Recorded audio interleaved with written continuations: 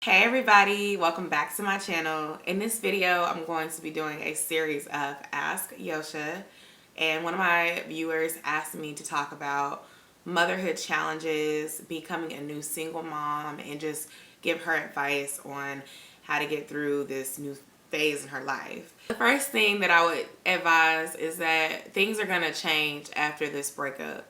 And what that means is, in addition to healing and finding yourself and finding your new normal, you just have to learn what this new life is without that person. Don't let your baby's father control your life when y'all are not together. Don't let him control your life when y'all are together. But when y'all aren't together anymore, he has to be relevant in regard to your kids, and that's it. When he is jealous because you have a new boyfriend, that doesn't matter. When he's mad because you don't want to talk to him anymore, that doesn't matter. When he's upset because you don't want to be intimate because y'all are just co-parenting, that doesn't matter. He has a new girl pregnant, that doesn't even matter. It could hurt your feelings if the girl is pregnant and y'all just broke up, or the girl is pregnant and it wasn't that long after y'all stop talking to each other, or y'all were both pregnant together. Yes, all of that can hurt your feelings. I'm not going to take that away from you. But the thing is, when y'all are not together anymore, that's the reality. The reality is y'all are not going to get married. Y'all are not going to be together. You have to realize that your life will go on without this man. And he can do whatever he wants to with his life. If he goes back to jail, that's his problem. If he goes to jail for the first time, that's his problem. Y'all don't even have to be friends. Y'all can literally just be cordial because y'all have kids. And there is nothing wrong with that. That's the reality. You have to really look yourself in the face and tell yourself this. My life is my life. This is our life. Me and my child's life. My life does not revolve around him. My life does not revolve around any man. My life is mine and it belongs to me. And I have the choice to move forward. I have the choice to be strong. I have the choice to keep going. I have the choice to do whatever I can to make this life better. I made some decisions and I forgive myself. That's the affirmation you have to speak over your life. And you will start to attract what you focus on. So the more you focus on your failed relationship and your ex, the more you're going to think about him, because you're not taking the steps that you need to move on with your life. I'm not telling you it's going to be overnight. I'm not telling you that the feelings are going to dissolve, because they're not. But you have to make an effort. And if you had a toxic relationship and it's affected some of your friendships and your relationships with other family members, you have to start to deep dive and work on you and show progress so that your friends and your family can see that you're serious. Because it's hard for family to see their favorite relatives go through all that heartache, but they're not willing to move past it. And often, before it gets to this point, our friends and family try to tell us like it is, and we don't listen. So the consequence for that is that you sometimes have to go through that rough patch by yourself. And when you start showing improvement, the people will come back. And then you have some people that will still be by your side through it all, and they may not leave you just because you're not listening. But it may have taken an effect on your relationships. So it's really just a stage of rebuilding. I recommend trying to get in the mommy circle and meet other moms and have time with people that are like-minded. It is easier said than done, but try to act from a place of sense and not spite. Meaning, like, don't go out your way to try to make things difficult for your ex if he's trying to be present. If he's trying, literally, if he is trying, if he is putting in the effort. If you're receiving a lot of excuses, if he's acting brand new because he's with somebody else or he has something going on, just let him be. It sounds tough. It sounds unfair, and it is unfair, but I encourage you to work on your life without it being associated or attached to this person. So find yourself again. Find what makes you happy. Whether it's singing, dancing, arts, YouTube, watching things on TV, working out, just find something that brings you joy besides your child and besides other people and dating and trying to hop back into that realm again, but do things that keep you busy and keep you grounded, in addition to spending time with your child.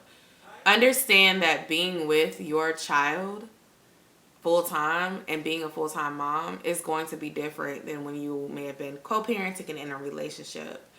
Things that you used to do before to make things convenient may not be things that you can continue to do, and that's okay. It's okay to say no. It's okay not to be a people pleaser. Sometimes in relationships, we make sacrifices because we want to see the other one happy. It's not that we don't want to see the other person happy when we're not together, but it's not part of my job anymore. That's the difference. So if you were going out of your way and it really wasn't convenient for you, and as time goes on, you realize that that's not something that you desire to continue to do, don't feel like you have to do it in order to make the relationship be there for your kids. Because at the end of the day, y'all are both father and mother of these children or of this child. And so it should not be all on you to make it work.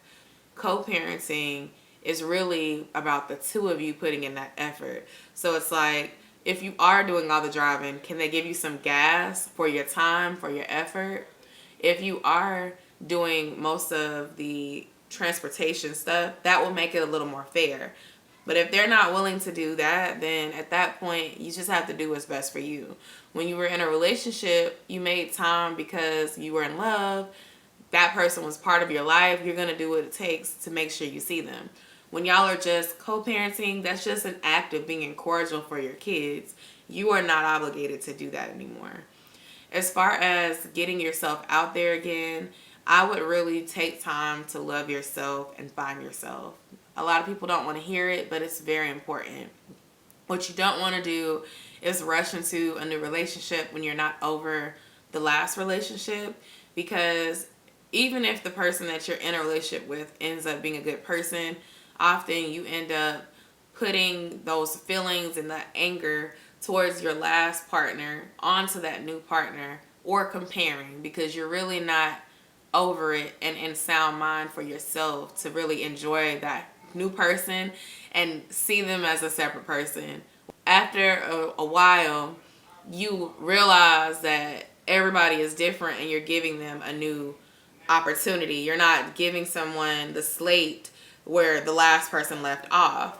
Now, every relationship that you have makes you smarter, makes you wiser. You're going into a new relationship with more knowledge and more experiences. So I'm not trying to say you just go in there dumb and naive, because that is not how life works. You just don't want to go into a relationship with the wrong reasons because you're trying to mask hurt from a past relationship.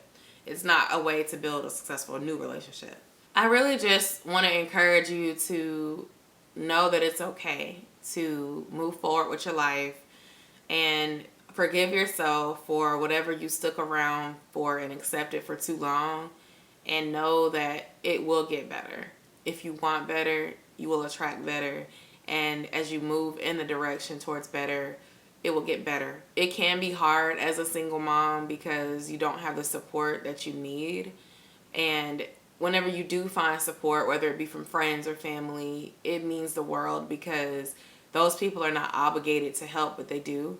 So don't burn your bridges, and just don't feel bad for doing what's better for you, because at the end of the day, if you don't have your own back and it's really just you and your child in this world, no one else will. So it really starts with you. You don't have to accept less than just because you're a single mom. That's something that I want you to know. A lot of times I would feel like I had to settle because I had a child already. I had a child out of wedlock, and good guys may not want me anymore because I had baggage. But honestly, that doesn't make you less than the next person. You could still be a great catch. You just have a child, and that's okay. You don't have to settle just because you have kids. You don't have to settle just because you made mistakes in your past. Men have baggage too. Men without kids also have baggage. Some men have mommy issues, and they do not have a sense of independence without their mom. That's a huge issue. It's kind of like you're dating a child, if you think about it. And so people like to pick at single moms because they've had kids, but it's like a lot of single moms that have had children grew up fast and learned independence and learned how to cook and how to balance their budget and be better moms because of having those kids.